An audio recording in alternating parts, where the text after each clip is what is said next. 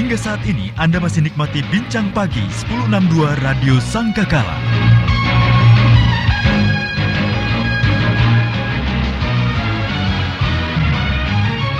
The Voice of Love, Kekasih Tuhan masih melanjutkan kebersamaan kita dalam program Bincang Pagi bersama dengan Bapak Henry Samosir dan Bapak Hendra Setiabudi dari GKA Trinitas. Kami tadi berbincang tentang spirit kebangkitan Kristus, bagaimana diaplikasikan dalam kehidupan sehari-hari seperti kondisi hari-hari ini. Kekasih Tuhan, Anda bisa berbagi, Anda bisa bertanya, berdiskusi berkaitan dengan apa yang kami perbincangkan. Silakan telepon di 031 5046 000, SMS WA 0813 330 60.000. Pak Henry dan Pak Hendra ada yang sudah bergabung, kita langsung tanggapi ya. Ada 6930 yang bergabung. Shalom Pak Hendra dan Pak Henry. Mbak Wahyu juga terima kasih sudah memberkati. Saya memang selama pandemi ini Tuhan sudah memberkati buat usaha saya. Saya ini penjual nasi bungkus depan pabrik, Pak. Memang pengharapan itu ada buat saya. Tapi dalam momen Ramadan ini saya punya rasa cemas dan khawatir akan usaha saya. Saya sudah berdoa dan baca firman tiap pagi. Usaha apa lagi ya Pak agar Tuhan menguatkan pengharapan saya bahwa Tuhan sanggup pelihara hidup saya dan segala keperluan saya. Terima kasih untuk pencerahannya. Saya adalah seorang ibu dan suami tidak bekerja selama ini. Oke, selalu ingat ya apa yang dikatakan Tuhan Yesus kepada Thomas, yang kalau bisa saya bilang ya memang mewakili kita juga. Kalau aku belum melihat Tuhan itu, guru itu, sesekali aku gak akan percaya apa yang kamu bilang. Istilahnya kalau dalam bahasa hari-harinya gitu ya, ungkapan Thomas. Tuhan melihat iman Thomas dan menghargai iman seperti itu. Kalau direpresentasikan kepada iman kita sekarang, Tuhan, aku percaya pengharapan itu. Tapi waktu kita bilang aku percaya pengharapan itu, muncul keraguan-raguan, seolah-olah ingin mengatakan aku tidak akan percaya kalau aku belum melihat sesuatu yang nyata, kan gitu ta? Bagaimana pengharapan itu? Waktu kejadian dengan Thomas, Tuhan merespon imannya Thomas. Dia menyatakan diri kepada Thomas langsung. Dia katakan, kalau engkau belum melihat aku, kamu belum percaya. Ayo datang sini. Ini tangan aku, masukkan gitu ya. Istilahnya Pak Hendra tadi dengan istilah scan gitu ya. Bukan cuma melihat aja, tapi benar-benar diamati gitu ya.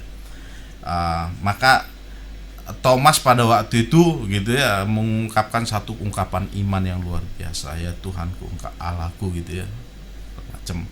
Nah, Tuhan Yesus katakan setelah itu, berbahagialah mereka yang tidak melihat namun percaya.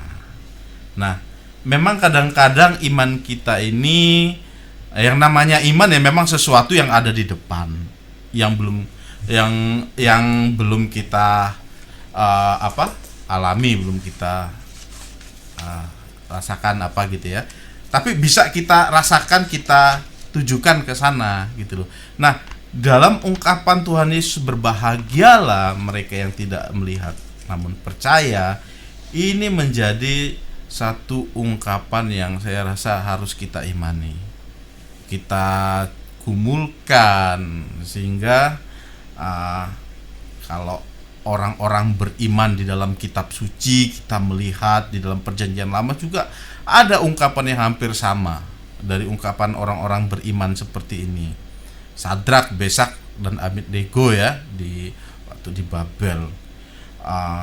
Kalau Tuhan yang kami sembah sanggup menyelamatkan kami, Dia akan menyelamatkan kami dari perapian ini. Tapi kalaupun tidak, untuk menyembah Tuhan Raja, kami tidak mau gitu ya. Jadi ungkapan iman yang di satu sisi percaya kepada pengharapan itu. Tapi kalaupun apa yang diharapkan secara pribadi ini tidak terjadi, maka orang-orang beriman itu katakan pengharapanku kepada Tuhan itu tidak akan sirna. Tapi kita melihat, kita belajar juga dalam uraian kitab suci begitu ya.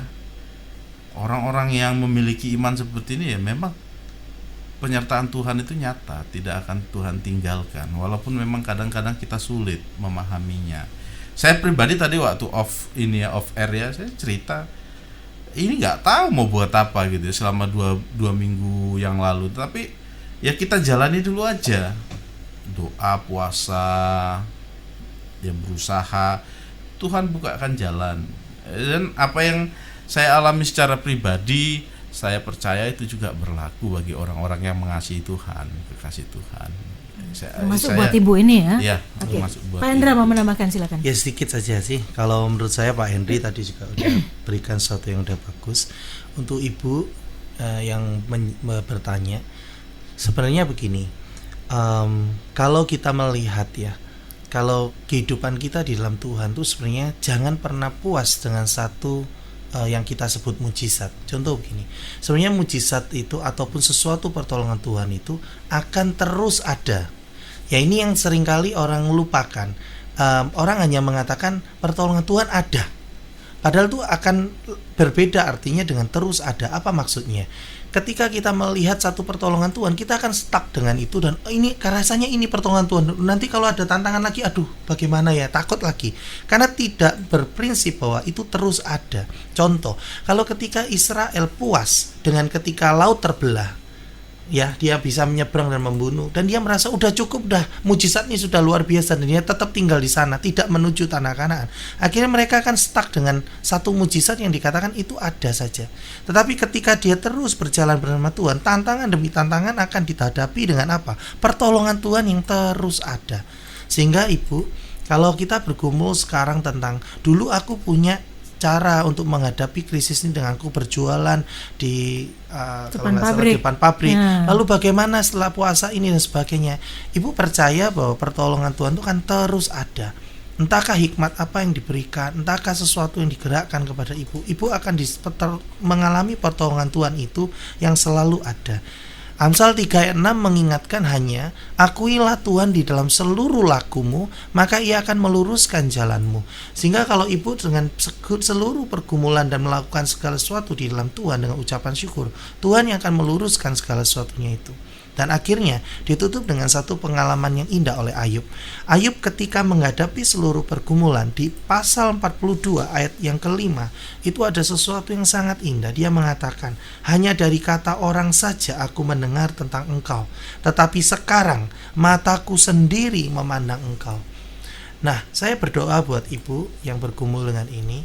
Pertanyaan saya adalah, kalau ibu memaknai pertolongan Tuhan itu terus ada, saya tidak bisa aplikatif secara harus ini dan sebagainya. Saya bukan pakar ekonomi, tetapi saya bisa memberikan keyakinan bahwa banyak orang melaluinya, termasuk ketika Ayub menutup dengan satu perkataan indah. Kalau selama ini aku sering mendengar tentang Tuhan, di dalam ibadah aku sering mendengar juga, mungkin di dalam khotbah-khotbah banyak Tuhan mencukupi orang-orang yang lain dalam tanda kutip. Sekarang saatnya dia seperti Ayub mengatakan, mataku sendiri memandang engkau.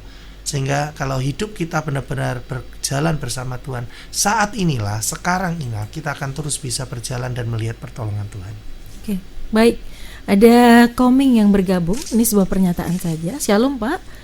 Ini sekarang waktunya, kalau menurut saya, sekarang waktunya membangkitkan manusia rohani kita yang bisa berhubungan dua arah dengan Roh Kudus agar tahu apa yang telah Tuhan sediakan di kekekalan nanti. Oke, baik. Terima kasih pernyataannya. Ada Ibu Sandi Sara juga yang bergabung. Terima kasih Bapak-bapak di studio dan Wahyu sudah memberkati. Akhir-akhir ini hati saya dikuatkan rindu terus membaca tokoh idola sejati tujuan hidup di Wahyu 1:13-16. Tuhan Yesus tercinta yang sudah memberi teladan kasih yang sangat agung di kayu salib. Matanya bagaikan nyala api, suaranya bagaikan desau air bah, wajahnya bersinar-sinar bagaikan matahari yang terik. Rindu ingin setiap orang merasakan hal yang sama. Tuhan berkati Bapak-bapak. Puji Tuhan. Baik, terima kasih ya. Terima kasih. Baik, Pak Hendra atau Pak Henry, silakan disimpulkan dari apa yang kita perbincangkan pagi hari ini dan tutup doa. Iya. Kalau saya boleh simpulkan begini, kekasih Tuhan, kita seringkali mendengar tentang kebenaran kebangkitan Kristus. Tetapi saat inilah saat engkau memaknai arti itu sesungguhnya, bahwa Kristus yang bangkit secara tubuh jasmani pada saat itu, dia membuktikan bahwa dia menang terhadap maut. Dan kebangkitannya lah yang menjamin kebangkitan kita kelak secara tubuh jasmani kita juga, yang dipermuliakan dengan tubuh keabadian itu. Kita akan bangkit bersama Tuhan.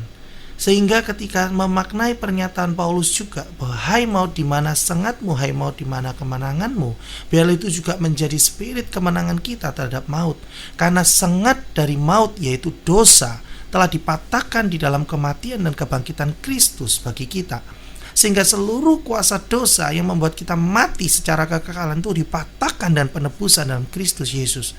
Karena itu kalau engkau hidup di dalam Yesus Kristus, di dalam kematian dan kebangkitannya, mengimani dia sebagai Tuhan dan Juru Selamatmu, saat inilah engkau mengaplikasikan dalam hidupmu. Spirit kebangkitan itu menghiasi hidupmu, penuh pengharapan di dalam, keluar menjadi berkat. Bagaimana kebangkitan itu memaknai hidupmu, membuat hidupmu lebih bermakna melakukan kehendak Tuhan. Dan bukannya engkau justru menjadi barisan depan yang paling takut akan corona, barisan depan dari orang-orang yang menjatuhkan semangat hidup orang, tetapi justru sebaliknya, engkau menjadi wakil representasi dari Allah sendiri, menjadi sinarnya, menjadi garamnya, menjadi berdampak dalam pengharapan hidup ini. Terima kasih. Baik, silakan tutup dalam doa. Mari kita berdoa. Kami bersyukur sekali lagi Tuhan kalau pagi hari ini kami boleh di tengah kesempatan ini merenungkan berfirman Tuhan dan berbincang bersama tentang kebangkitan Kristus. Dan biarlah kebangkitan Kristus menjadi pengharapan bagi kami untuk melewati masa-masa sulit bagi setiap kami masing-masing, menunjukkan iman pengharapan itu di tengah-tengah dunia ini, sehingga mereka boleh tahu bahwa Kristus ada dalam kami dan kami ada di dalam Kristus. Berkati kekasih-kekasih Tuhan di dalam segala aktivitasnya. Kiranya rahmat Tuhan juga mencukupkan segala kebutuhan-kebutuhan mereka di masa-masa sulit ini, melalui orang-orang yang ada di sekitar maupun kami boleh digerakkan yang Tuhan berikan berkat lebih untuk menyalurkannya bagi orang-orang yang ada di sekitar kami. Terima kasih Tuhan, terpujilah namamu. Biarlah Tuhan menyertai kami sepanjang hari ini. Dalam nama Tuhan Yesus kami sudah berdoa. Amin. Amin. Pak Henry dan Pak Hendra, terima kasih sudah menjadi berkat pagi hari ini. Tuhan memberkati Pak. Dan kekasih Tuhan, sudah kebersamaan kita dalam program Bincang Pagi hari ini. Kekasih Tuhan dimanapun Anda berada, kebangkitan Kristus mengingatkan Anda dan saya kembali pagi hari ini bahwa pengharapan selalu ada dalam Dia. Ia sudah mengalahkan maut, dan apapun yang terjadi dalam hidup ini tidak perlu ditakutkan atau dikhawatirkan, karena semua ada dalam kendali tangannya. Saya Wahyu Widiawati pamit undur. Selamat pagi, selamat beraktivitas. Tuhan Yesus memberkati.